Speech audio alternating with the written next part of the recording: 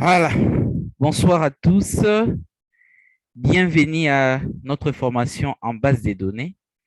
J'espère que vous avez passé une excellente journée.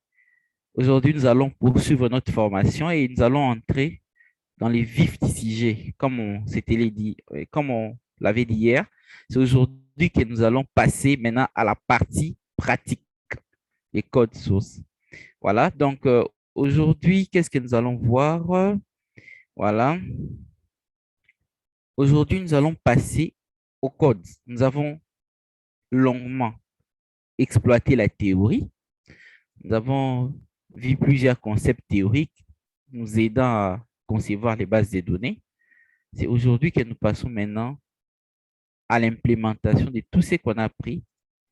On va maintenant l'implémenter euh, en SQL et en Oracle. Voilà. C'est qu'on va prendre aujourd'hui. Voilà. On va passer Microsoft SQL Server. Voilà les cours qu'on va débuter aujourd'hui. Microsoft SQL Server. Voilà. Microsoft SQL Server. Voilà. Donc, comme je l'ai dit au début, Microsoft SQL Server. Il y a les mots qui sortent, c'est SQL. Voilà. C'est les mots qui sortent là, c'est SQL. D'accord? Voilà, c'est les mots. SQL, c'est quoi? C'est Structured Query Language. SQL et S, c'est Structured. Les qui, c'est Query. Les L, c'est Language. Donc, langage des requêtes structurées. Donc, les SQL, c'est un langage informatique qui va nous aider à exploiter les bases de données relationnelles. Voilà. Donc, SQL va va nous aider à manipuler les données. SQL va nous aider à rechercher les données, à ajouter, à modifier et à supprimer les données dans une base de données relationnelle. Voilà un peu ce que nous allons faire avec les langages SQL. Voilà. Donc, on a le langage SQL, voilà, qui est un langage universel. Voilà, c'est universel. Donc, maintenant, chaque SGBD, rappelez-vous du SGBD, on avait parlé de cela au début de cette formation. Chaque SGBD, chaque maison informatique va implémenter son SQL. On a Oracle. Voilà, Oracle a aussi son SQL qu'il appelle PL SQL. Voilà, avec Oracle 11G. Voilà. On a aussi Microsoft qui a son SQL qu'il appelle SQL Server. Voilà, SQL Server 2012 qu'on exploite maintenant. Microsoft SQL Server. Donc, chaque SGBD va intégrer à son sein le langage SQL, qui est un langage universel, mais chaque SGBD va ajouter certaines petites spécifications, petites spécifications. Voilà. Des petites spécifications propres à eux-mêmes.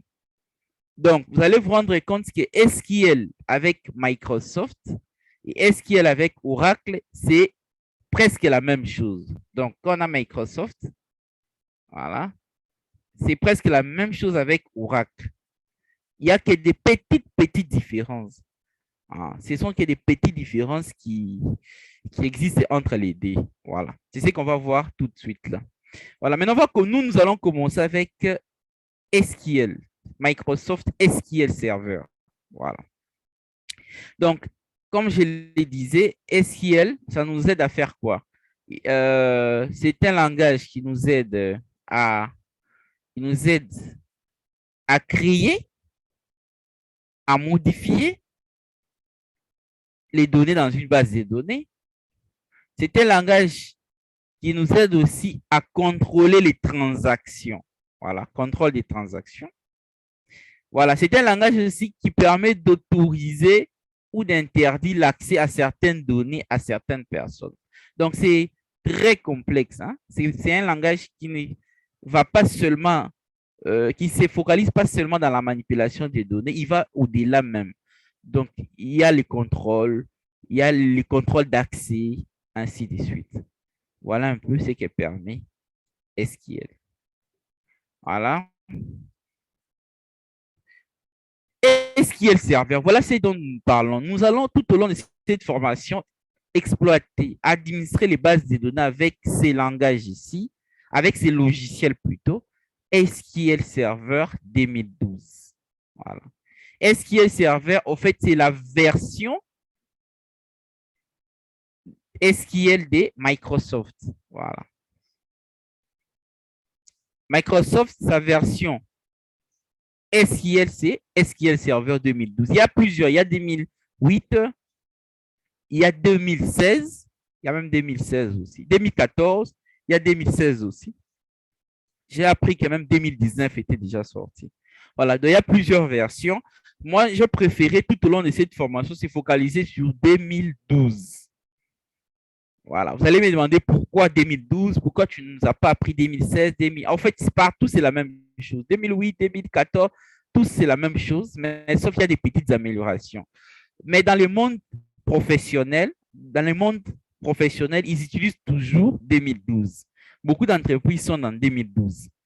Donc, on n'a pas commencé encore avec 16, 19. Et beaucoup de livres sont sur 2012. Donc, les récents n'ont pas encore la documentation. D'où, pour vous faciliter, j'ai préféré choisir euh, la version qui va nous donner plus de facilité. Une version où il y a de la documentation, une version qui est très utilisée dans le monde professionnel, une version qui va, voilà, qui va beaucoup nous faciliter. Voilà pourquoi moi j'ai choisi SQL Server 2012. Mais soyez sans crainte, même si vous êtes face à 2016, c'est vraiment la même chose. Il n'y a que des petites différences, pas dans les codes, peut-être dans la sécurité, dans l'organisation des choses, ainsi de suite.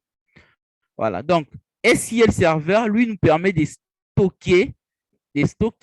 récupérer et de manipuler les données. Voilà.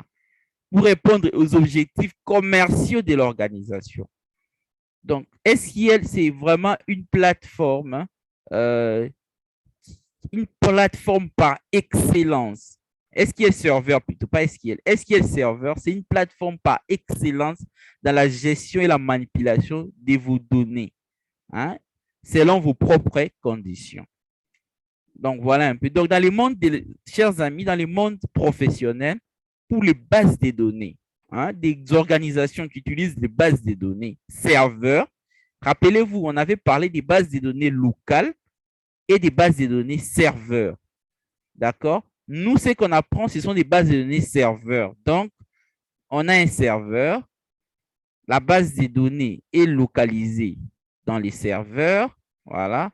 Maintenant, les utilisateurs, via un réseau, voilà, via un réseau LAN ou WAN, ils accèdent aux données. Voilà, nous étudions ces types de bases de données, serveurs, qu'on appelle serveurs.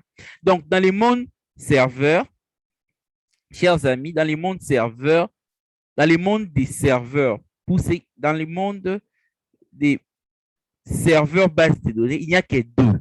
Hein? Voilà, il n'y a que deux. Soit Microsoft SQL, soit c'est Oracle.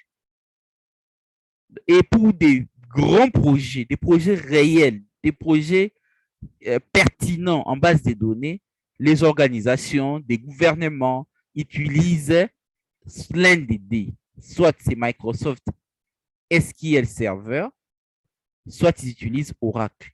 Donc, c'est l'un des deux. Donc, si vous apprenez ces deux logiciels, vous êtes calé du côté base de données. Vous serez calé du côté base de données serveur.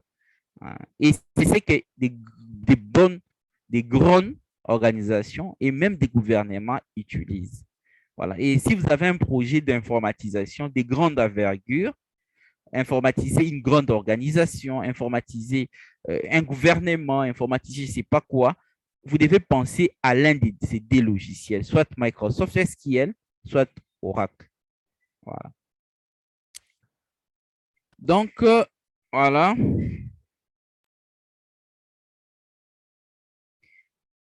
Les objectifs commerciaux. Voilà.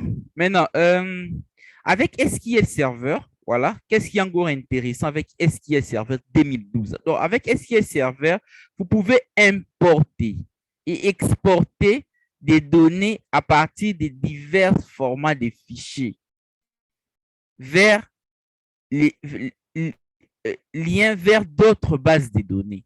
Voilà. Et même vers les bases de données des autres fabricants. Voilà. Et vous pouvez aussi manipuler des données à partir d'Excel et des Access. Voilà. Donc, SQL Server, c'est vraiment intéressant. Il t'aide à exploiter même des données qui proviennent des Excel, même des données qui proviennent des Access. Vous pouvez exploiter ça avec SQL Server. Et vous pouvez aussi, avec SQL Server, importer les données. Donc, même les données qui viennent des oracles, vous pouvez importer ça dans SQL. Donc, ou bien vous pouvez exporter, prendre les données, envoyer ça à Oracle. Voilà. Donc, c'est hyper intéressant. On peut faire pas beaucoup de choses avec. Voilà. Donc, on va continuer encore. Qu'est-ce qu'on va encore faire? Voilà. Donc, avec SQL, vous allez produire des rapports dynamiques. Voilà, des rapports dynamiques des qualités professionnelles. Voilà. Donc, on peut produire des rapports. Voilà, des rapports très dynamiques. Hein, les statistiques, voilà. Vous pouvez juste un simple clic, un simple code, vous lancez, vous avez des rapports, des statistiques. Vous allez les faire avec, SQL Server 2012. Vous pouvez aussi créer des tâches automatisées qui se déclenchent lorsque les données satisfont aux conditions spécifiées. Et au fait, c'est ce qu'utilisent même les réseaux de télécommunications.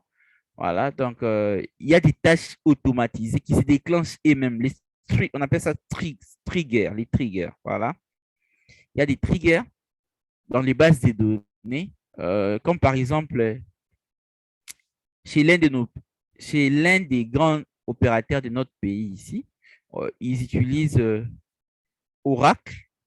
Avant, ils utilisaient SQL, maintenant ils utilisent Oracle. Donc, quand toi, tu as ton téléphone, voilà, quand tu veux vérifier les unités, d'accord, quand tu veux vérifier peut-être les unités, voilà, la balance, tu veux vérifier ta balance, en fait, tu es en train d'interroger une grosse base de données. Voilà. Tu interroges une base de données. Voilà. Donc, tu interroges une base de données. Quand tu vérifies la balance, là, donc quand tu tapes étoile, je ne sais pas, étoile, 100, étoile, voilà. En fait, tu es en train d'interroger une base de données. Maintenant, c'est automatique. Il n'y a pas un opérateur qui sera là, qui voit qu'il y a tel numéro qui va interroger, je donne les résultats. Non, il y a déjà ce qu'on appelle des triggers qui ont été programmés. Et quand vous voyez ça, répondez à ça. C'est vraiment automatique. Ça se passe de manière automatisée.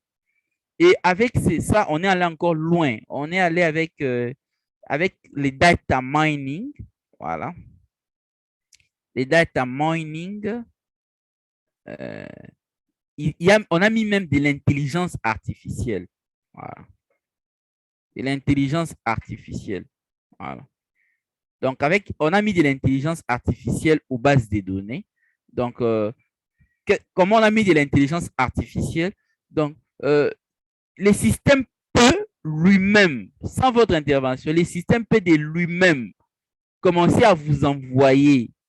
Hein, la base des données peut commencer à envoyer aux utilisateurs des requêtes de soi-même. Donc, comme dans nos réseaux de télécommunications, certains messages que nous recevons, ce n'est pas le système qui a décidé, mais ce n'est pas que les humains ont décidé. Non, voilà, on doit leur envoyer ça. C'est le système lui-même. Compte tenu de tel paramètre, le système décide de vous envoyer les messages. Vous voyez où l'homme est allé avec ça. L'homme est allé très loin. Donc, la base de données devient autonome. Voilà, on a des bases de données autonomes, des bases de données indépendantes. Voilà. Indépendantes de qui? Indépendantes de vous.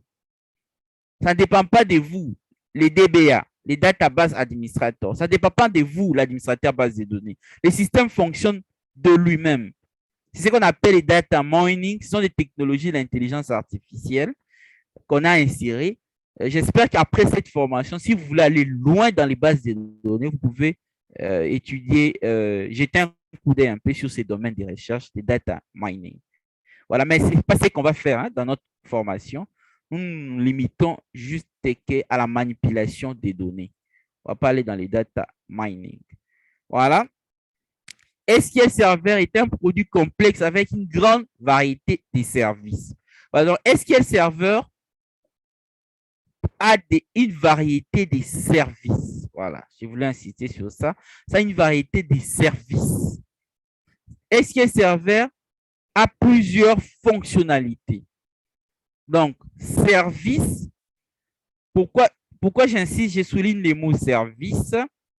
En fait, je souligne les mots service. Pourquoi? C'est parce que nous allons installer cette application dans un serveur. On n'installe pas ça dans un ordinateur. On installe ça dans un serveur.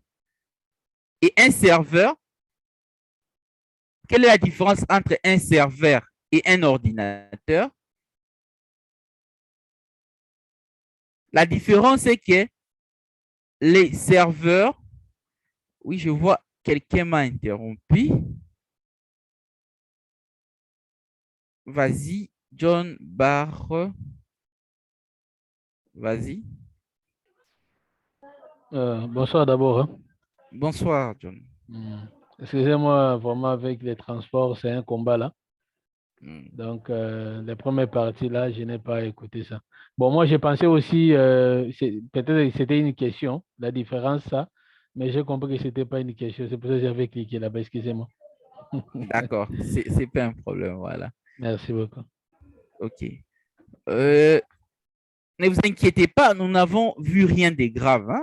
On est en train d'introduire SQL Server, donc il n'y a pas quelque chose de grave. Donc, un serveur, c'est un ordinateur. Hein? Ne vous trompez pas, quand on parle d'un serveur, c'est un ordinateur. Mais il est différent de nos ordinateurs normaux. Lui, il offre des services. Voilà. Un serveur, c'est un ordinateur qui offre des services. Voilà. C'est comme au restaurant. Voilà. Au restaurant, il y a un serveur. Le serveur, c'est quoi? Il vient, il vous donne le menu. Tu veux quoi? Tu coches le menu, lui, t'apporte. En fait, c'est ça. C'est un ordinateur. Lui, son rôle, c'est d'offrir les services aux autres. C'est ça un serveur. Donc, un ordinateur. C'est ainsi que, comme il offre des services, comme c'est toi qui dois nourrir les autres, comme c'est toi qui dois assurer la survie des autres, ce sont des ordinateurs performants. Voilà, performants. Donc, on a pris juste notre ordinateur simple, on a renforcé cet ordinateur, on a renforcé en performance. Voilà, en performance. Voilà. Ça signifie quoi? Un serveur ne doit pas s'éteindre, par exemple. Il ne peut pas s'éteindre. Il doit travailler 24 heures sur 24 heures. Voilà. Ton ordinateur, si tu n'éteins pas, au bout de 24 heures, ça va s'abîmer. Même 48 heures, il va chauffer, ça va brûler. Mais les serveurs étaient conçus, peuvent fonctionner 24 heures sur 24 heures, 7 jours sur 7. Et ils peuvent fonctionner même tous les 365 jours de l'année. Vous imaginez, sans s'éteindre. Sans s'éteindre. Voilà. Mais ton ordinateur, si tu fais 2 jours sans l'éteindre, il va chauffer, il va s'abîmer. Mais on a conçu les serveurs, on a renforcé certaines composantes pour qu'ils ne s'éteignent pas, ils fonctionnent de manière permanente. Ça, c'est des 1. On a renforcé les processeurs, on a renforcé la mémoire RAM. Voilà, RAM, ainsi de suite. Voilà un peu. Donc, quand je parle des serveurs, ne paniquez pas, s'il vous plaît. C'est un ordinateur. C'est un ordinateur, mais très performant. Lui, il offre des services. Il offre des services, on peut installer, et voilà. Donc, ne paniquez pas.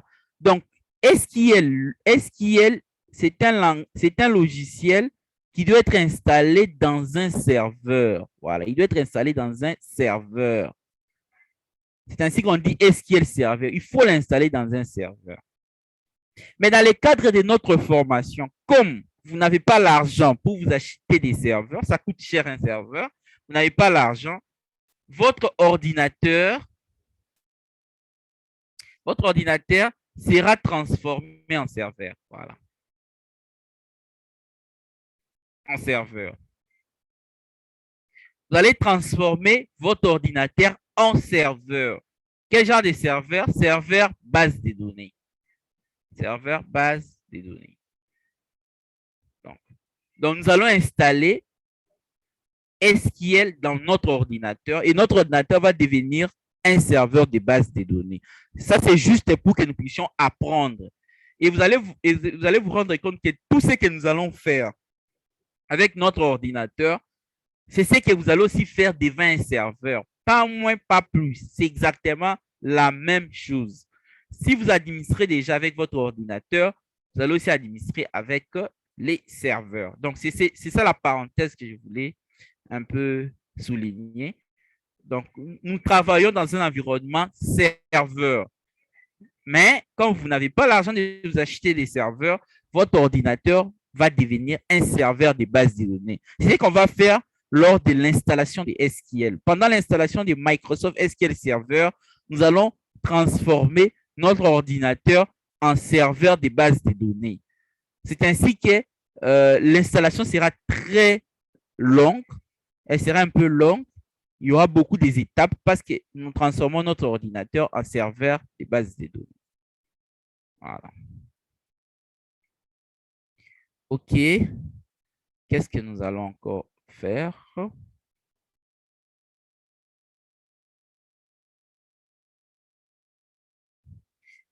Donc, maintenant, SQL coûte très cher. Voilà. C'est un prix élevé.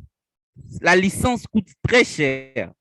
C'est ainsi que, comme je l'ai dit, ce sont des grandes organisations qui utilisent SQL Server et Oracle, pas des petites organisations. Voilà. Et il a beaucoup des éditions. Hein? Il y a plusieurs éditions qui vont du bas de gamme à l'édition. Donc, il y a plusieurs éditions. Si on doit prendre l'échelle, en haut de l'échelle, c'est l'édition qu'on appelle entreprise, la version entreprise. Voilà. Après, ce qui est en bas de l'échelle, c'est la version qu'on appelle express. Voilà.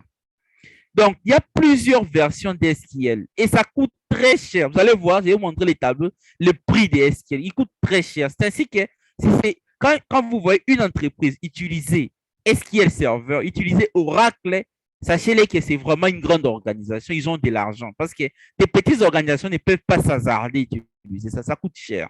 La licence coûte très cher.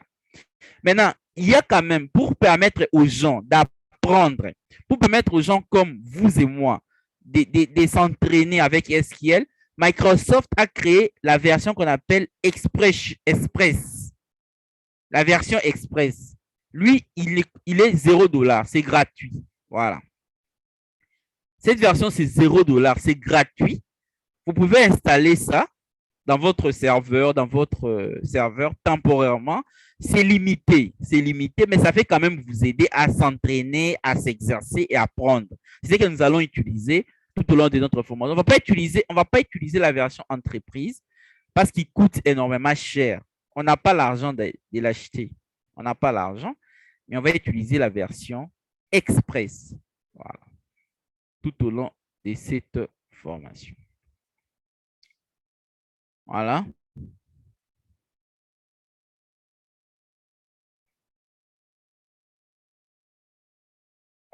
Voilà. Voilà un peu les différentes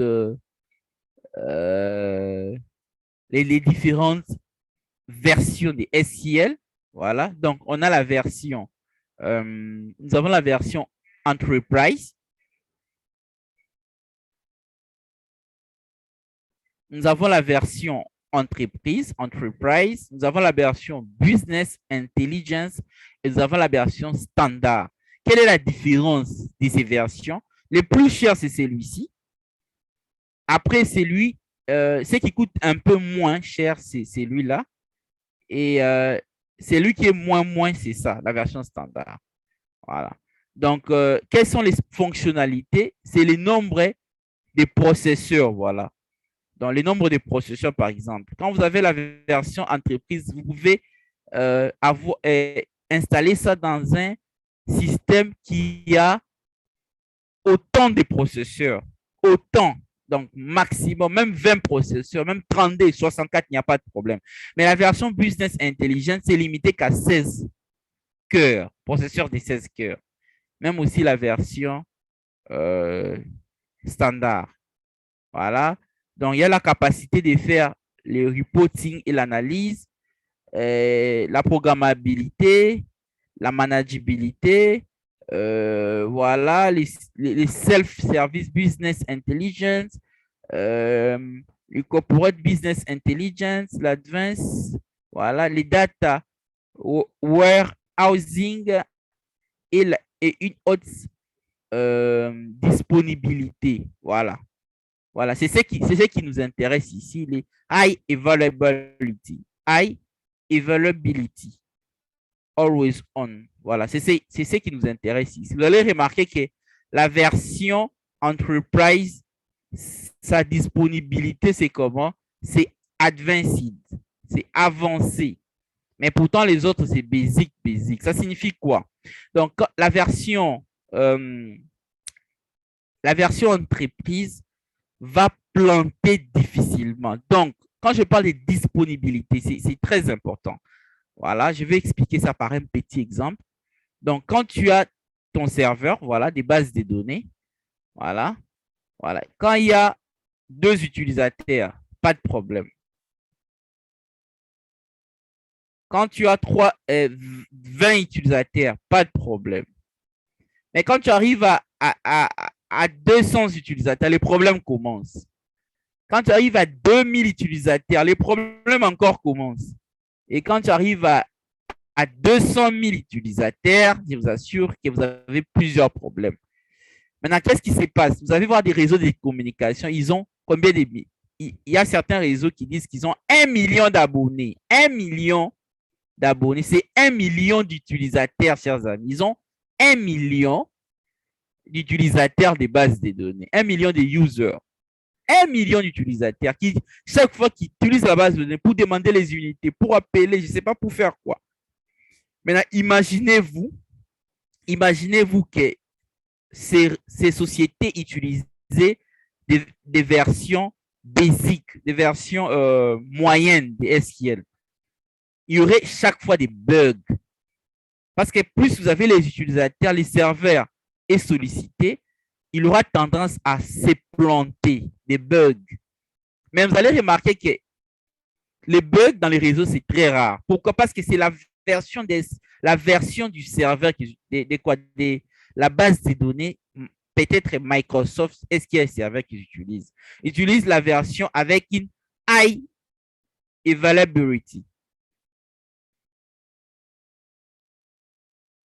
Voilà. Haute disponibilité, très disponible. C'est difficile qu'il bug, c'est difficile qu'il refuse de répondre à une requête. Très, très disponible. Voilà pourquoi ça coûte cher, parce que c'est hyper intéressant, sécurisant, ainsi de suite. Voilà. Donc, on va continuer. Voilà, donc il y a des versions ici. Voilà un peu. Voilà les coûts maintenant, les coûts. Regardez. La version Enterprise, regardez les coûts. La version Enterprise, il est là. Ça coûte combien? Ça coûte 6 874 $ par cœur. Par cœur. Tu as 4 cœurs de processeurs. Quadricore, tu fais 6 800 x 4. Et en fait, les serveurs n'ont pas un seul cœur. Hein. Il y a plusieurs cœurs. Imagine, toi, tu dois payer 6 874 $ par cœur. Ça, c'est la licence. La licence, c'est pour avoir quoi? La version entreprise. Très cher. La version business. Business, lui, c'est combien? C'est $8 592 par serveur. Tu as un seul serveur, c'est 8 592. Tu as 2 serveurs, tu multiplies par D. Et lui, la version standard, voilà, la version standard, lui, c'est combien? C'est $1 793 par cœur et 898 par serveur. $898, c'est pas quand même beaucoup. John peut acheter, ou bien Véronique peut acheter, c'est pas beaucoup, 898, voilà. Donc, c'est un peu ça, par serveur. Après, nous avons les clients Access License, une petite version qu'on a, c'est $209 euh, par, par client qui accède, hein, par client qui accède, par client qui utilise. Donc, vous allez vous rendre compte que c'est entreprise qui coûte cher. Pourquoi ça coûte cher? Je vous ai expliqué, c'est par rapport à la disponibilité. Quand vous allez peut-être proposer au gouvernement une base de données, vous n'allez pas venir pour gérer des millions de Congolais utiliser la version standard. Non. Si c'est peut-être pour les recensements de la population, ça va bégayer. Il faut proposer la version entreprise. Avec combien de cœurs, c'est à vous de décider. Pourquoi? Pour qu'il y ait une grande disponibilité de données, qu'il y ait moins de bugs dans les serveurs. Voilà. Voilà un peu concernant les coûts des SQL Server. Tenez compte de ces coûts quand vous voulez proposer à votre organisation. Hein? Quand votre entreprise voulait leur proposer une base de données serveur, tenez compte de tout ça. Est-ce que vous devez leur proposer la version Enterprise? Est-ce que vous devez leur proposer la version Business Intelligence, Standard, ainsi de suite? Allez-y sur Internet, dans les sites de Microsoft, on vous explique, on vous dit, voilà, quand vous avez autant de users, utilisez ça. Quand vous avez autant d'utilisateurs, quand vous faites telle chose, utilisez ça. Donc, c'est par rapport à tous ces paramètres que vous allez vous décider quelle version vous allez proposer à votre organisation. Voilà. Continuons. Voilà. Maintenant, quel est le requirement? Les requirements, c'est les exigences en termes de processeurs. Quand vous utilisez SQL Server. Donc, quand vous utilisez SQL Server, processeur, voilà, si vous avez un processeur de 64 bits, voilà, un processeur de 64 bits, vous devez utiliser les processeurs AM Opteron, AMD Athlon, les processeurs Intel Xeon ou bien Intel Pentium 4. Voilà, si vous avez un processeur de 64 bits et vous devez avoir une vitesse minimum de 1.4 GHz ou bien 2.0 GHz, la vitesse du processeur. Quand vous utilisez un processeur de 64 bits, tenez compte de ces spécifications pour éviter des bugs. Hein, pour éviter des bugs. Si vous ne tenez pas compte de ça, vous allez installer SQL, il y aura des bugs. À tout moment, ça va bugger. Quand les gens veulent faire des requêtes, ça va bloquer parce que vous n'avez pas respecté les exigences matérielles. RAM. La RAM doit être de 1 giga minimum, pas moins d'1 giga. Mais on recommande, voilà, il vous recommande d'avoir une RAM de 4 gigas ou plus. Voilà. 4 ou plus. N'ayez pas une RAM de moins de 4 gigas, vous allez souffrir avec les bases de données. Et l'espace, voilà, voilà, on dit que l'espace, ça dépend des composantes que vous installez. D'accord? Quand vous installez une database engine, c'est 811 mégas. Une analysis service, 345 mégas. Reporting service, 354 mégas. Integration service, 591 mégas. Client comportement 1 giga.8, 1823 mégas.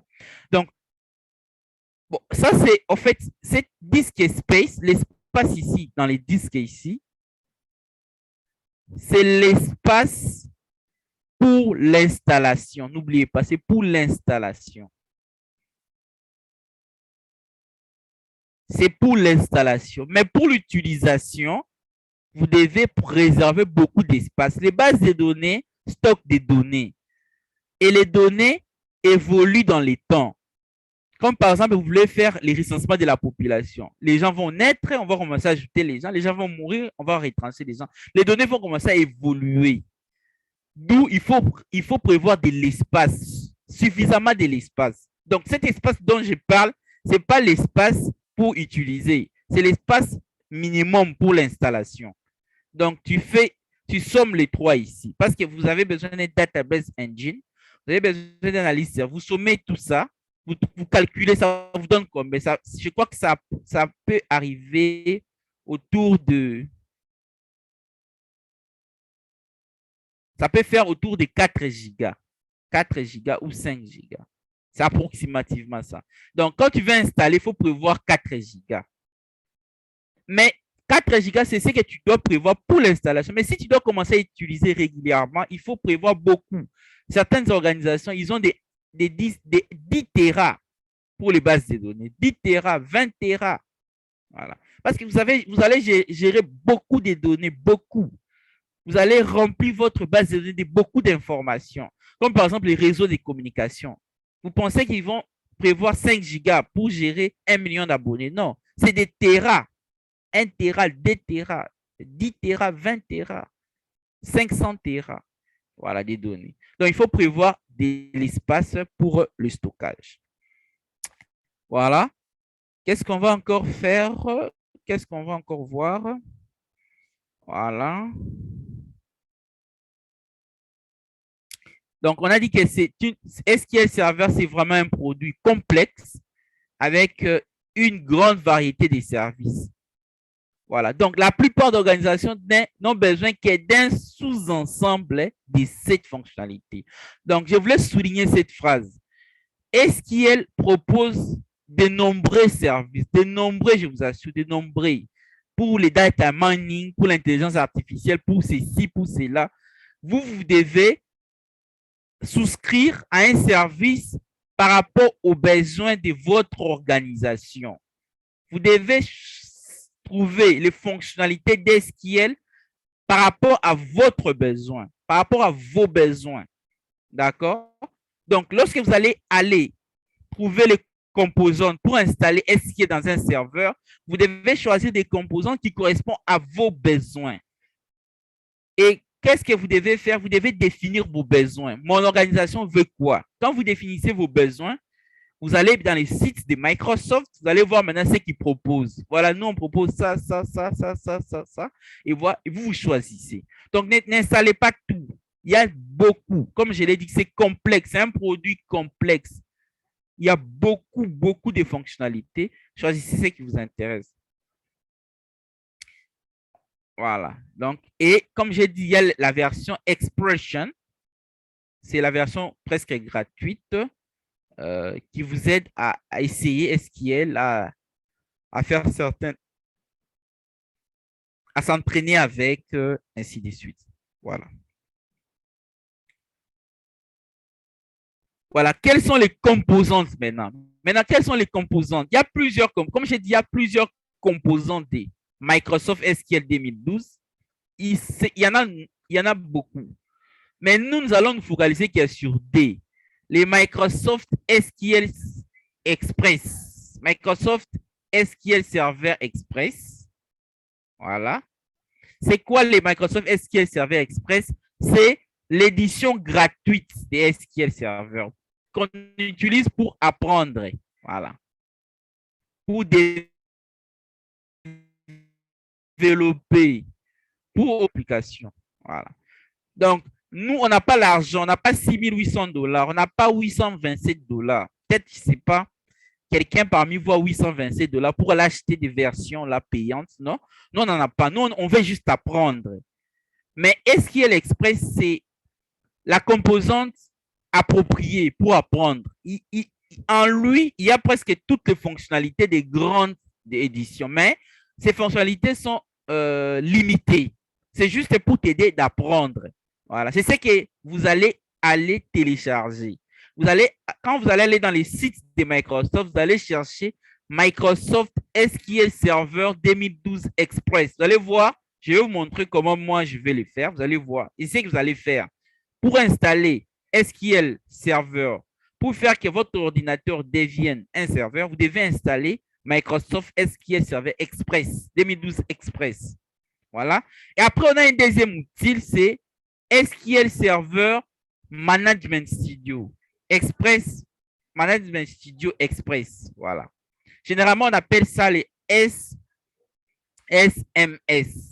Même dans des livres, même sur Internet. Si vous tapez SSMS, c'est les SQL Server Management Studio. C'est quoi ça? C'est encore une composante essentielle pour notre apprentissage de la base de données. Voilà, c'est un outil qui nous aide à gérer les instances SQL Server. Voilà. Local, Express et même Azure. Donc, je vais expliquer un peu l'importance des SSMS. Voilà. Donc, qu'est-ce qui se passe? Vous avez votre serveur, d'accord? Vous installez SQL Server 2012. Vous allez commencer à installer quoi? SQL Express. Voilà. Dès que vous installez SQL Express, en fait, c'est quoi? Il va installer ce qu'on appelle l'instance des bases de données. Instance des bases de données. Je crois que je vais expliquer ça tout au long de cette formation. L'instance, c'est quoi? En fait, l'instance, c'est l'environnement. C'est un environnement pour exploiter la base de données.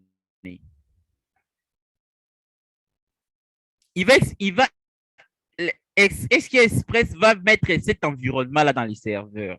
D'accord? Il va mettre cet environnement. Maintenant, pour que toi, tu puisses accéder à la base de données, tu puisses manipuler la base de données, tu as besoin d'une interface. Hein? Quand tu voudras manipuler les données, quand tu voudras manager ta base de données, tu as besoin d'une interface. Cette interface, c'est soit CMD, quand je dis CMD, c'est commande DOS, soit les commandes DOS, vous allez utiliser DOS, soit vous allez utiliser SSMS, SQL Studio, SQL Server Management Studio. Et c'est ce que moi, je recommande d'utiliser. Parce que c'est un outil graphique. Voilà, il est d'abord graphique. Avec ça, vous allez faire moins de code. Il y aura moins de code parce que c'est graphique. Vous allez faire beaucoup de choses avec juste les graphiques. C'est très facile. Avec ça, vous allez aisément manipuler votre instance de base de données. Avec les SSMS, les SQL Server Management Studio. Donc, quand vous installez, on commence d'abord premièrement à installer SQL Express. Après les Express, vous allez maintenant installer les SQL Management Studio. Voilà. Ça, c'est pour la version apprentissage. Et même pour la version entreprise, vous commencez à installer la version entreprise. Après avoir installé la version entreprise, vous installez la version Management Studio. Management Studio, c'est vraiment l'interface, c'est le miroir. Il vous aide à voir, à manager, à manipuler votre base de données. Voilà un peu pour la petite explication. Voilà, de ces deux trucs. Maintenant, nous avons les transacts SQL. C'est quoi les transacts SQL? Les transacts SQL, c'est en fait, c'est la version SQL de Microsoft. Donc, Microsoft, lui, sa version SQL, parce que je vous ai dit au début que SQL, c'est un langage universel. SQL, c'est un langage universel. Il y a plusieurs entreprises qui utilisent SQL pour les bases de données. Plusieurs SGBD. D'accord? Oracle utilise ça. À part Oracle, qui encore utilise? MySQL utilise ça. Access utilise aussi SQL.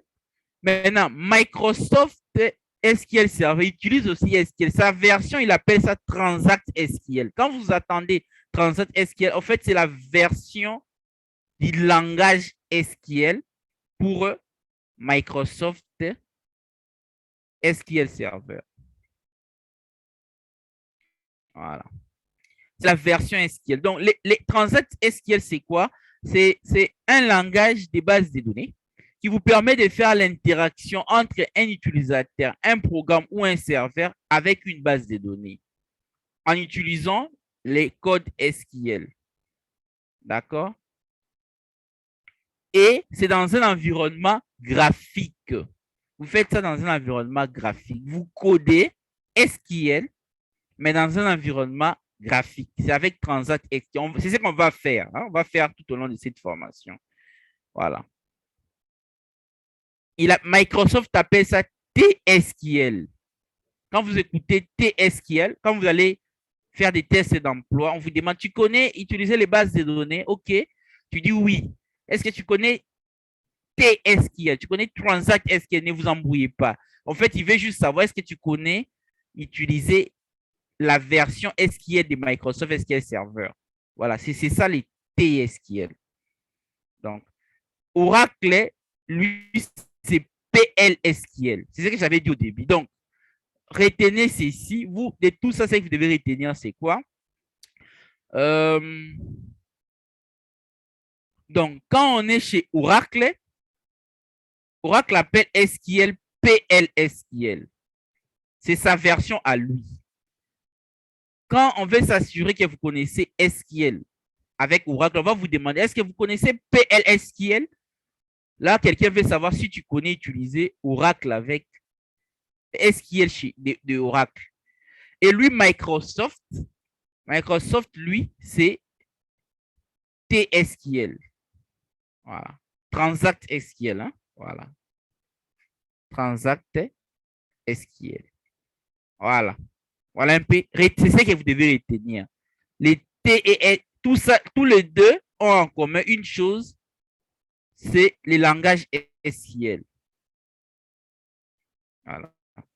Mais l'un, il spécifie certaines choses, lui aussi spécifie. Il spécifie voilà, les choses qui lui sont propres. Lui aussi spécifie les choses qui lui sont propres. Et SQL, ici, ça devient TSQL et de l'autre côté, ça devient PLSQL. Voilà, voilà un peu, hein, que les termes ne puissent pas vous embrouiller. Dans le cas de cette formation, nous allons faire ça. Nous allons aussi faire cela, ceci aussi. OK, je vois John Barr. Vas-y, John.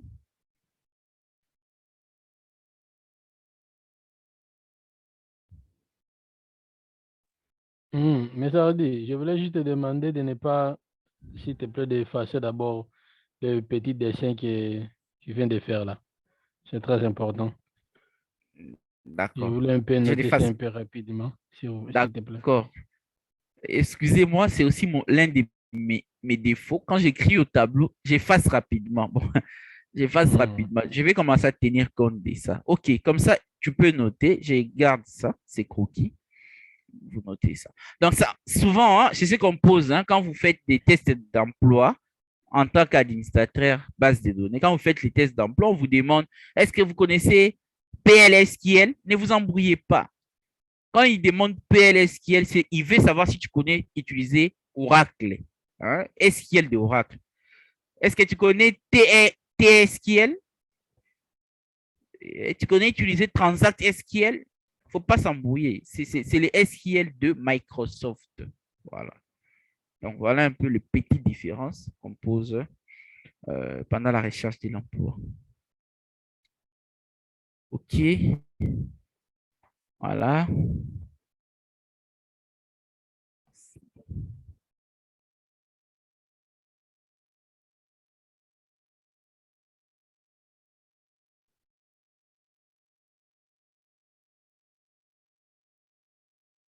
Voilà. Je pense que John a suffisamment noté. Voilà. Il a noté. On peut passer. OK. Donc, voilà ce que j'ai parlé. PL et Transact. OK.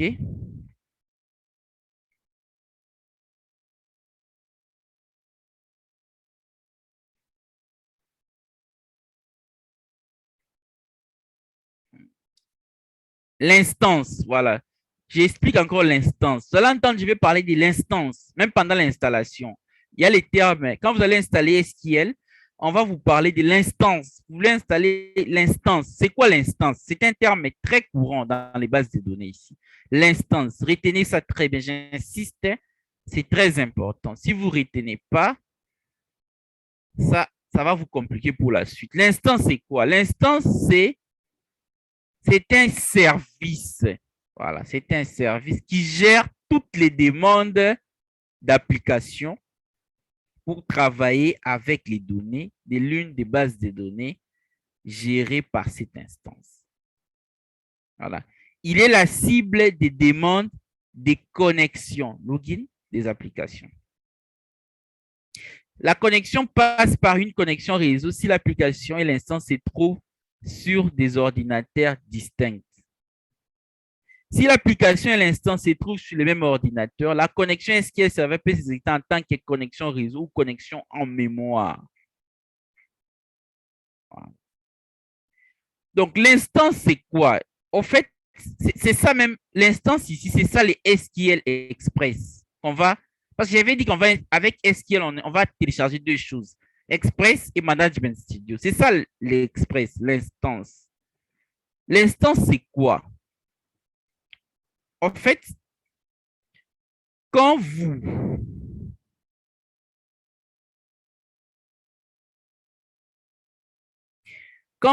installez SQL dans un serveur,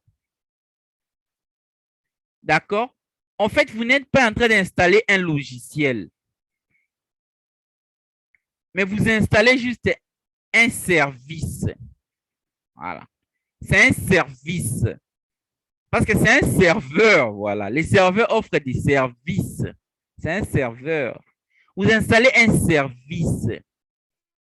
C'est un service qui va commencer à répondre aux demandes des utilisateurs qui veulent accéder à la base de données. Voilà, via un LAN. Un réseau, hein? Voilà. Un réseau. LAN ou bien WAN, hein? Ça dépend. Voilà. Donc, en fait, c'est ça l'instance. C'est les services-là. Quand j'ai besoin de me connecter à la base de données, j'ai besoin de se connecter à la base de données. Je prends cette requête ici, qui j'envoie ça à quoi? À l'instance, au service, et lui va recevoir la requête, et lui maintenant va te donner les accès. Voilà. C'est comme ça que les SQL serveurs fonctionnent. Hein? Et c'est comme ça aussi que fonctionnent toutes les applications serveurs. Hein? Comme Oracle aussi, il fonctionne comme ça. Il y a une instance. Donc, c'est via les logiciels qui vous aident à accéder à la base des données. Il est installé dans votre ordi. C'est votre ordinateur qui aura les logiciels. Voilà. Ce n'est pas les serveurs. L'ordinateur, c'est ici. Et plutôt le logiciel, ça sera ici. C'est à partir de ce logiciel maintenant que tu demandes d'accéder à la base des données qui est au serveur.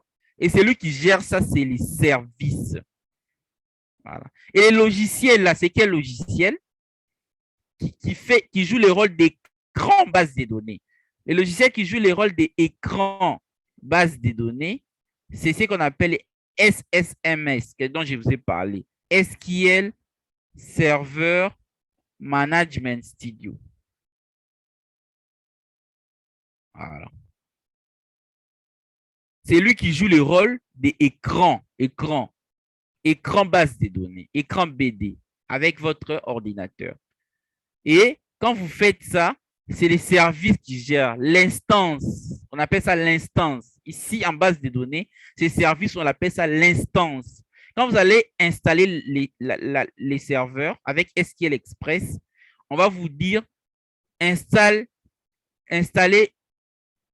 une instance. Voilà. C'est cet environnement-là qui permet qu'il y ait cet échange entre les clients et les serveurs. Cet environnement-là, c'est ce qu'on appelle l'instance de la base de données. OK? Voilà un peu ça.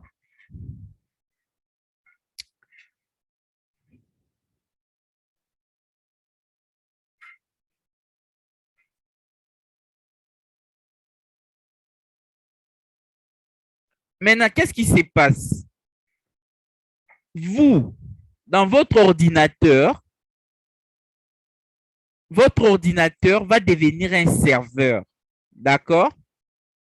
Votre ordinateur est à la fois client, il est aussi à la fois serveur. Ça, c'est dans le cadre de notre formation ici. Quand vous installez SQL Server dans votre ordinateur est à la fois client, il est à la fois serveur. Voilà. Client, un moment, il devient serveur. Maintenant, quand tu te connectes, ce n'est plus le réseau ici, c'est plus le réseau LAN. Ce n'est plus le LAN, mais en fait, c'est la connexion mémoire. Voilà. Donc, c'est par connexion mémoire que tu te connectes au serveur de ton ordinateur. Donc, à un moment donné, quand tu travailles, tu es client. À un moment donné, l'ordinateur aussi se comporte comme un serveur qui te donne des requêtes. Donc, ça, c'est quand vous utilisez un système autonome. Hein? Autonome comme ce qu'on fait maintenant. Et dans le cas de notre formation ici, c'est ce qu'on va faire. Vous allez installer ça dans votre ordinateur qui va jouer le rôle des clients-serveurs.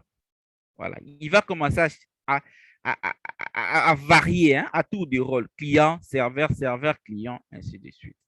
Maintenant, vous n'avez pas besoin, parce que vous allez me demander les LAN, les réseaux pour se connecter. Non, tu n'as pas besoin des réseaux. Il y a une connexion mémoire qui va faire la liaison. Ou bien un réseau aussi, mais avec l'adresse qu'on appelle 127.0.01. C'est l'adresse locale, qu'on appelle aussi localhost. Voilà. Je ne vais pas trop vous embrouiller avec ça. C'est les réseaux. On explique tout ça dans la formation IT. Dans notre formation IT, on explique tout sur les réseaux. Bon, on a aussi besoin de connaître un peu du réseau dans les bases de données serveurs. On a besoin de connaître un peu du réseau, pas beaucoup. Mais à la limite, hein, si vous avez des difficultés, vous n'êtes qu'un administrateur base de données. Il y a aussi un administrateur réseau. C'est lui qui va vous aider pour les configurations. Voilà. Donc, je ne vais pas entrer dans ça. Hein, voilà. Donc, ça, c'est au niveau des connexions mémoire. Voilà. OK. Donc, c'est ce que j'ai dit. Vous voyez, c'est cette phrase ici. Si l'application et l'instance se trouvent sur les mêmes ordinateurs, la connexion SQL serveur peut s'exécuter en tant que connexion réseau ou connexion mémoire. C'est dans notre cas. L'application et les serveurs se retrouvent dans le même ordinateur. Donc, vous allez exécuter tout ça en tant que connexion réseau. Connexion réseau, vous allez utiliser l'adresse 127.0.1 ou bien connexion mémoire. Voilà. 127.0.1 ou bien localhost comme nom de domaine. Localhost. Voilà. On va voir tout ça quand on va commencer à installer. Quand on va commencer à travailler. D'accord? Voilà.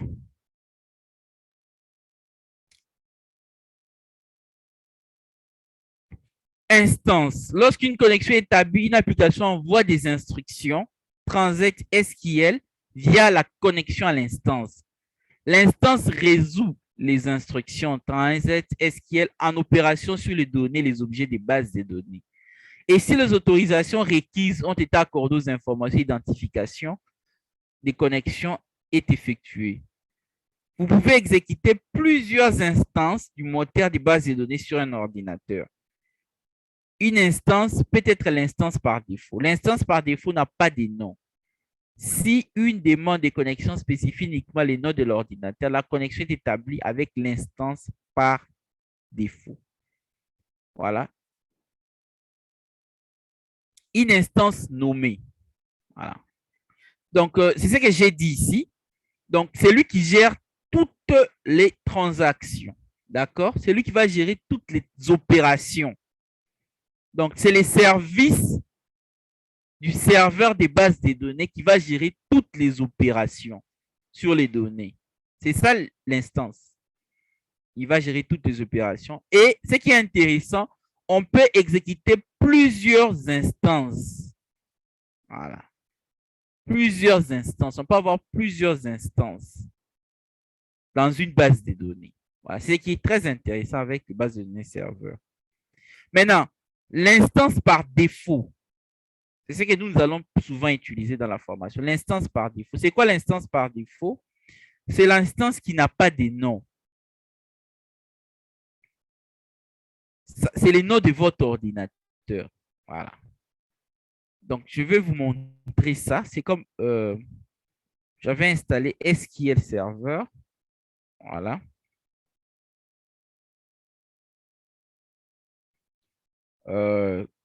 Bon, moi, j'ai installé déjà SQL Server. Vous allez les faire juste après moi ici.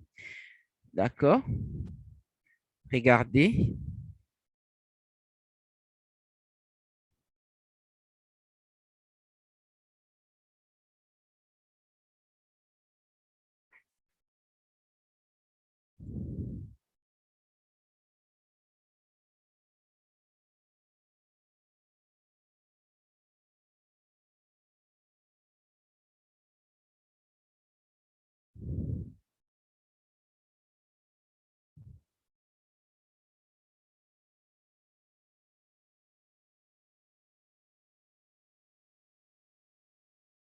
Voilà.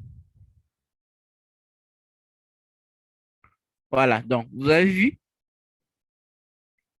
ça, c'est SQL Management Studio. Ce qui m'aide à accéder au Management Studio m'aide à accéder, à manager mon serveur des bases de données. Donc, il est là, j'avais installé ça. Donc, ici, l'instance, tu vois, les noms du serveur, c'est les noms de mon ordinateur. Et on utilise l'authentification Windows. Voilà. Donc, donc j'utilise les informations. C'est ça l'instance par défaut. Les noms de ton ordinateur, j'utilise ça. Dès que je me connecte, voilà. OK, je suis dans ma base de données. Voilà, je suis dans ma base de données. Voici mes tables, mes bases de données que j'ai créées, mes databases. C'est ici, c'est au coin. Voilà. Bon, c'est ce qu'on va faire. Ça, c'est une petite parenthèse. Ne vous inquiétez pas, on va faire ça durant, juste après, ici, on va faire ça. Voilà, c'est ce qu'on va faire même aujourd'hui. Vous devez être en mesure d'installer comme moi, comme ça, votre Management Studio et votre instance de base de données. Voilà. Voilà l'instance. Voilà mon instance, il est là. Donc, mon instance ici, c'est, voilà, il est là. L'instance dont je vous parle, mon instance, c'est Hardy Sinaya. Voilà, c'est ça mon instance. C'est l'instance par défaut.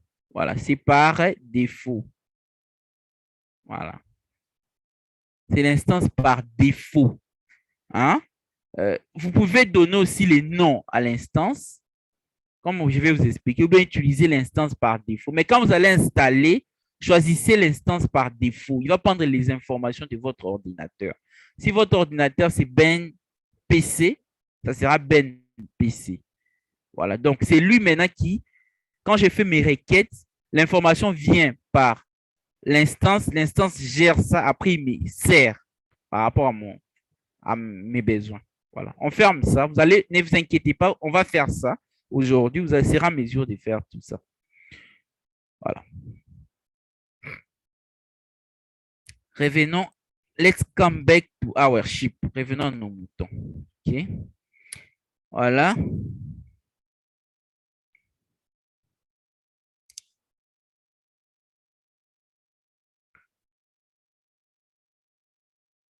Donc, l'instance nommée. Donc, on utilise l'instance par défaut. les noms de votre ordinateur et l'instance nommée. Voilà, l'instance nommée. L'instance nommée, c'est vous spécifiez, vous allez spécifier un nom d'instance lors de l'installation. Voilà. C'est vous qui spécifiez. Instance, c'est formation. Instance, c'est entreprise Cameles. Instance, je ne sais pas quoi. C'est vous qui précisez. Donc, maintenant, c'est ça l'avantage de SQL Server. Vous avez vu les graphiques. Donc, on a la première base de données. On a une deuxième base de données. Voilà. Tous sont gérés par des instances. L'instance gère ça. Donc, c'est ça l'avantage des instances. Vous pouvez avoir plusieurs bases de données. J'ai besoin de créer une base de données pour les recensements. OK? Donc, ça, c'est mon serveur des bases de données.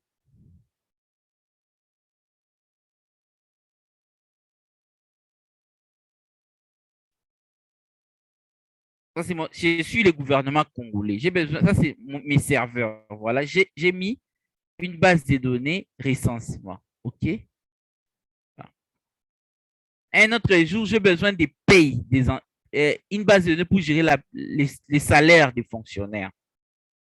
Est-ce que je vais encore acheter des serveurs, tout ça? Non. Les mêmes serveurs, je viens, j'ajoute encore une autre base de données, paye enseignant, paye fonctionnaire. Voilà. Ainsi de suite. C'est grâce à quoi tout ça est possible et grâce à quoi? À l'instance. S'il n'y avait pas des instances, j'allais à chaque fois pour une nouvelle base de données, acheter encore les équipements, trouver encore un nouveau serveur. Mais grâce à l'instance, dans les mêmes serveurs, je peux mettre plusieurs bases de données. Plusieurs bases de données avec plusieurs instances. Hein, plusieurs instances même des bases de données. Et il n'y aura pas des... Sans qu'il y ait interaction, sans qu'il y ait collision des données, perte des données, bug, ainsi de suite. Voilà. C'est en fait toutes ces explications. Ne vous inquiétez pas, je vous enverrai ces notes, vous allez lire ça calmement et vous allez comprendre. Voilà. Voilà, quoi encore? Nous allons continuer. Voilà, c'est fini. Maintenant, nous allons passer à l'installation. Donc, si vous avez compris tout ce qu'on vient de voir en amont, vous pouvez maintenant passer à l'installation. Voilà, vous allez aller à l'installation. Comment on installe? Voilà, pour installer dans un serveur autonome. Voilà, regardez, il y a deux types d'installation. Voilà.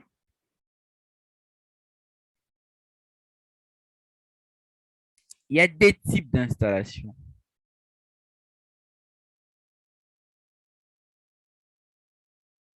D'accord? Donc, nous avons deux types d'installation. Des types. Donc, on a l'installation dans un serveur autonome. On a l'installation dans un cloud. Voilà. Cluster plutôt, pas cloud, je m'excuse. Cluster. Voilà, cluster, pas cloud, c'est cluster. Même les clusters sont dans les clouds. Bon, c'est pareil aussi, dans un cluster. Voilà. Serveur autonome, c'est votre PC, c'est ce qu'on est en train de faire maintenant. Un PC, c'est l'installation dans un serveur autonome ou bien un seul serveur. Hein, vous installez dans un seul serveur. C'est ce qui montre même cette image. Attends, je vais vous montrer cette image. Voilà.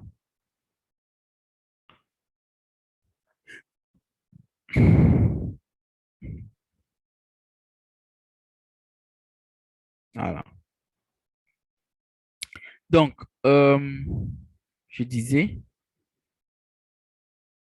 donc ici, c'est votre seul PC ou bien un seul serveur. Donc, vous avez un système. Il y a des gens, des entreprises qui ont qu'un seul serveur. Voilà. Il n'y a qu'un seul serveur. On a les réseaux ici. Là, on a les utilisateurs. Voilà. Ils n'ont qu'un seul serveur. C'est aussi autonome. Hein?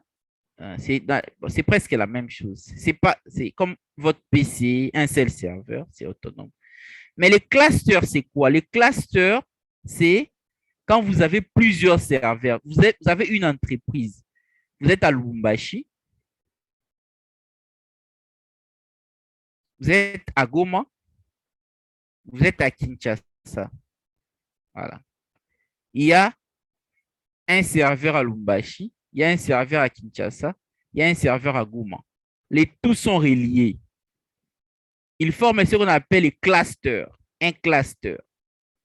Maintenant, quand vous installez SQL Server dans de tels environnements, c'est qu'on ne va pas faire dans notre formation. Donc, dans notre formation, c'est autonome. Hein? On ne va pas faire les clusters. On ne fera pas ça. Mais ça arrive. Hein? Dans le monde professionnel, parfois, vous avez des clusters. Votre entreprise a un cluster. Il n'y a pas un serveur autonome, mais c'est un cluster. Plusieurs serveurs répartis à travers,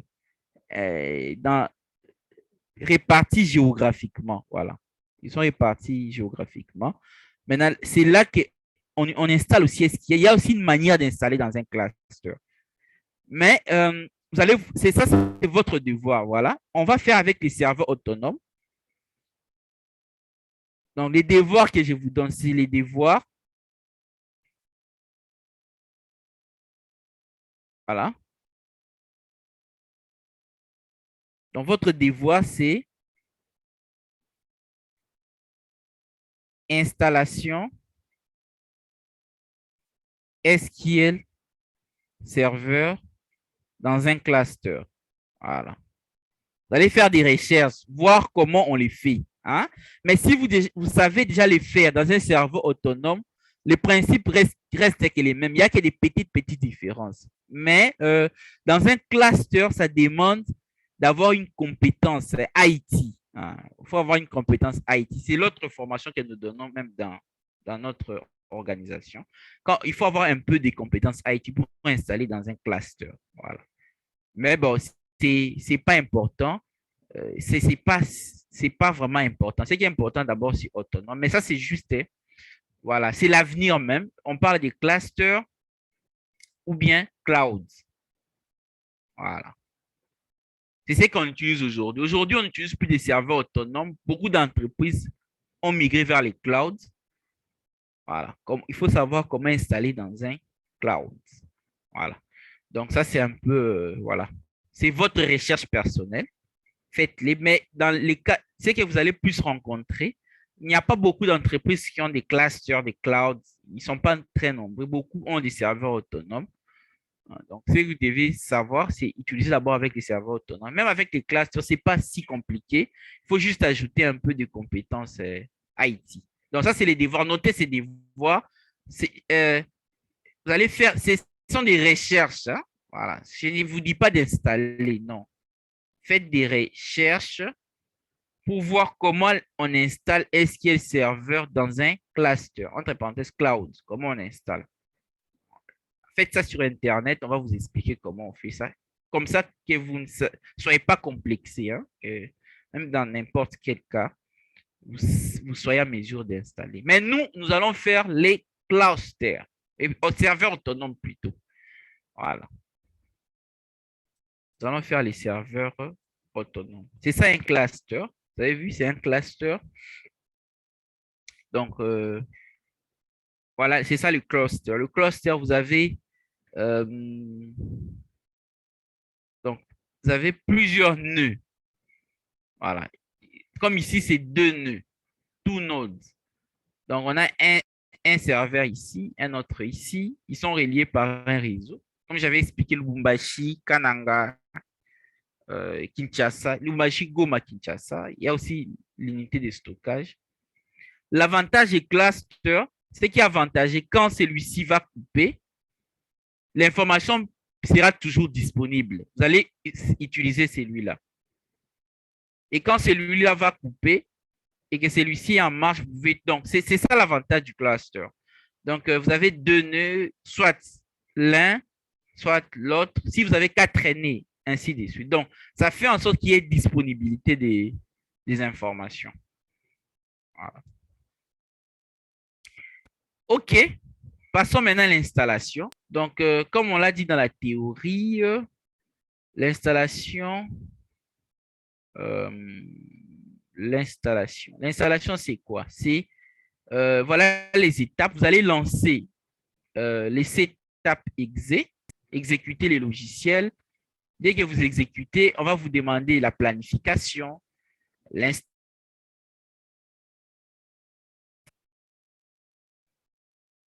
la maintenance, outils, ressources avancées. Donc, vous allez exécuter un setup.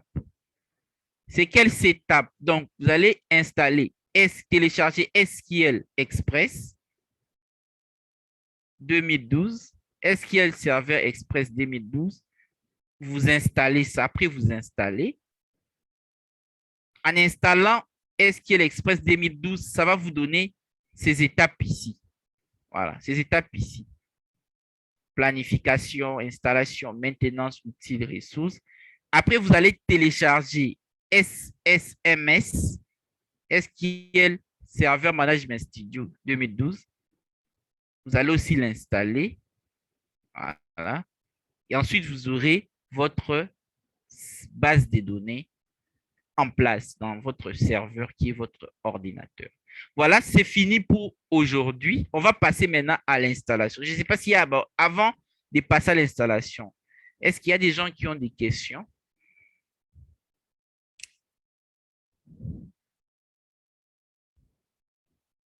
Est-ce qu'il y a des questions? Tout était clair? On peut passer à l'installation.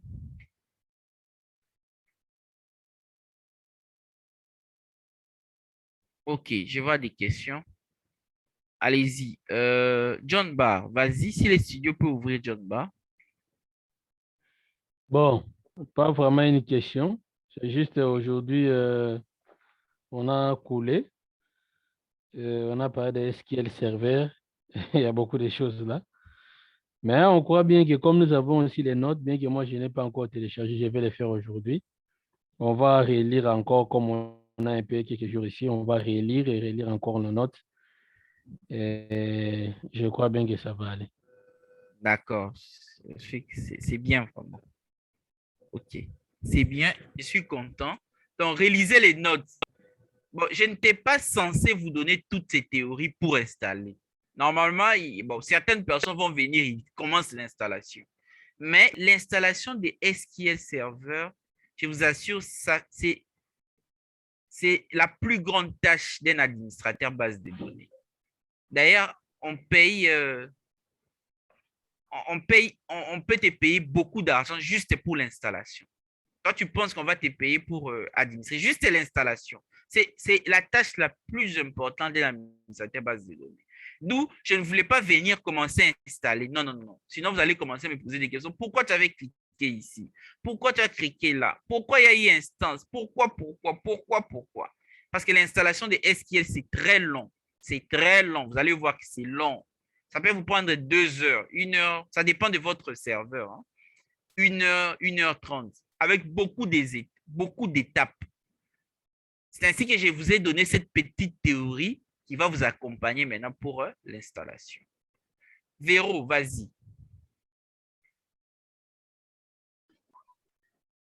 Non, ça va. Je vais relire les notes comme vous avez dit. D'accord, c'est bon. Donc, il faut relire les... Oui, vas-y. Non, je comptais comprendre sur l'instance, mais comme vous avez dit qu'on relit les notes, c'est mieux de relire encore et puis je vais faire ça. Oui, c'est bon. Donc, ce que vous allez faire, c'est... moi, vous allez me voir comment je vais installer. D'accord? Vous allez voir. Vous allez vous-même voir, observer. Vous allez noter aussi. Vous allez noter parce que c'est ça votre devoir. Avant de faire les recherches sur les clusters, votre devoir, c'est ce que j'avais même prévu pour aujourd'hui, vous allez installer SQL. Comme aujourd'hui c'est mercredi, on va se retrouver lundi. Vous avez 4 jours. Vous allez suivre toutes les étapes que je veux faire maintenant et vous devez installer SQL. C'est votre devoir et ça sera même coté pour les brevets. Donc, vous devez être en mesure d'installer SQL dans votre serveur autonome, votre ordinateur. Voilà, c'est ça même votre devoir. Ce que vous allez faire, ne vous inquiétez pas. Je vais faire ça maintenant. Vous allez voir, il y a des images. Vous allez voir, je vais cliquer. Voilà, vous allez voir. Mais avec la théorie que je viens de donner, vous allez maintenant comprendre pourquoi j'ai cliqué là-bas, j'ai cliqué ici. Voilà. C'est ça le but de cette théorie que j'ai donnée maintenant.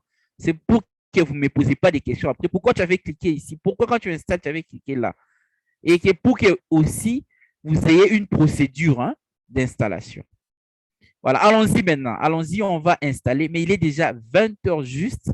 L'installation prend 1 heure du temps. Donc, je ne sais pas si, est-ce que vous pensez qu'on peut encore aller au-delà pendant 1 heure ou bien qu'on fasse toute une séance pour l'installation?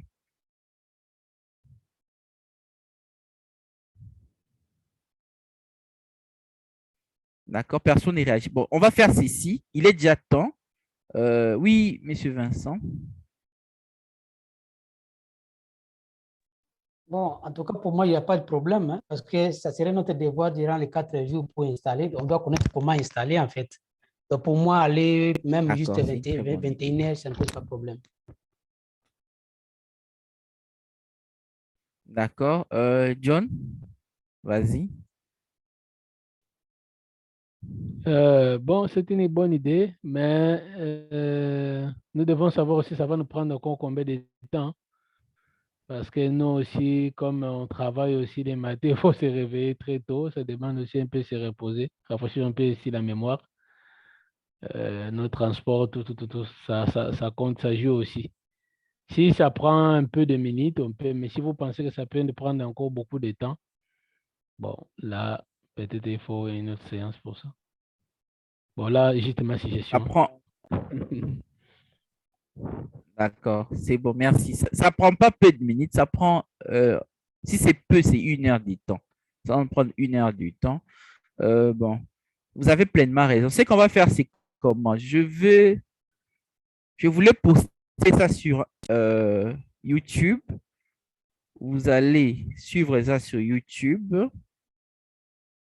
Voilà. Ou bien demain. Voilà, on va voir. Quelqu'un va proposer demain. Demain, on peut. Bon, demain, ça sera lourd pour moi aussi. Ça sera un peu lourd pour moi. Bon, demain, 1 heure. On peut faire ça demain. On prend 1 heure demain, juste pour l'installation. Voilà. Comme ça va vous permettre lundi. Voilà. On peut faire ça. Voilà. Demain, on se retrouve demain. Exceptionnellement, il n'y a pas cours demain, mais exceptionnellement, demain, on sera là juste pour l'installation. 1 heure, 1h20. Et après, vous aurez de quoi vous inspirer pour votre propre exercice. Voilà. Donc, demain. Oui, John, vas-y.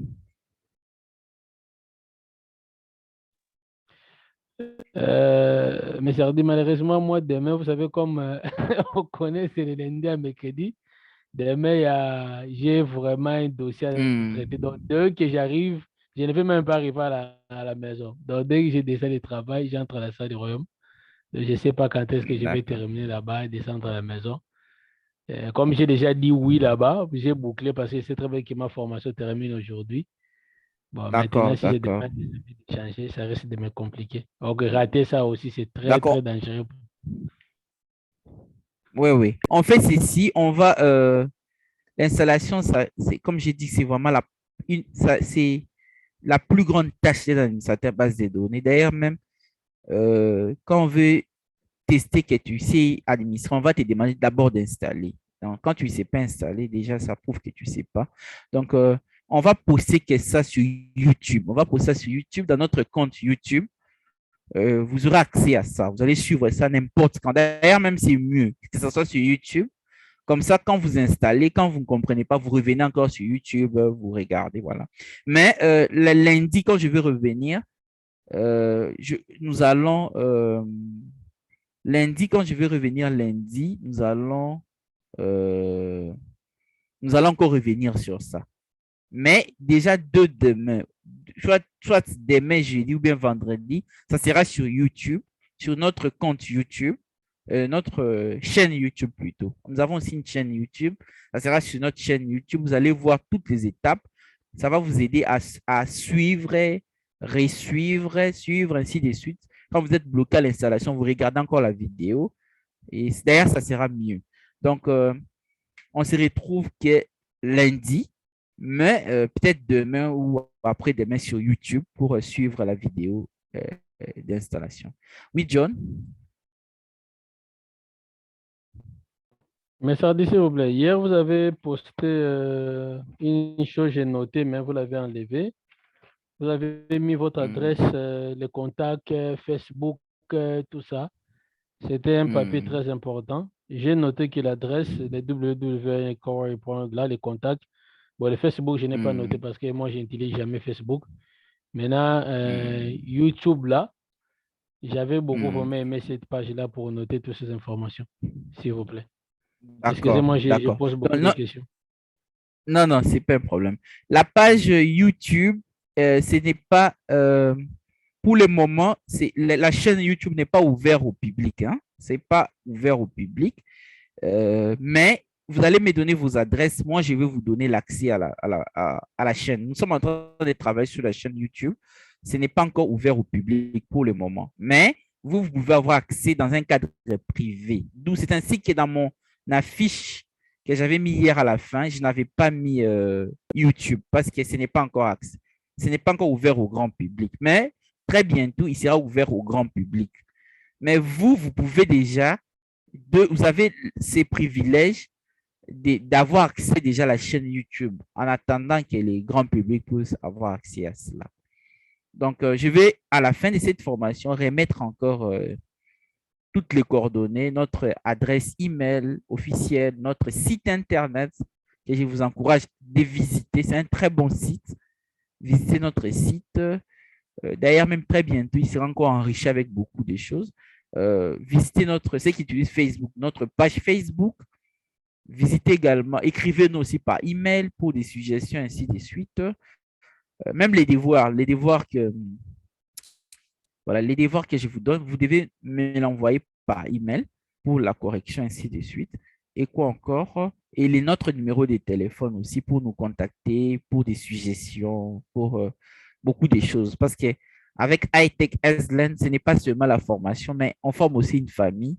Quand on apprend les bases de données, on échange des connaissances, ça élargit aussi nos relations, ça devient comme de la famille, voilà. Donc voilà, j'aurais souhaité qu'on continue encore, on aille même jusqu'à 20h30, mais bon, voilà, l'heure c'est l'heure, il faut arrêter. Merci d'avoir suivi la formation d'aujourd'hui.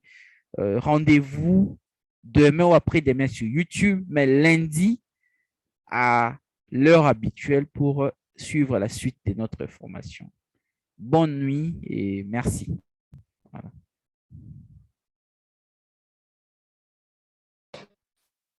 Merci beaucoup.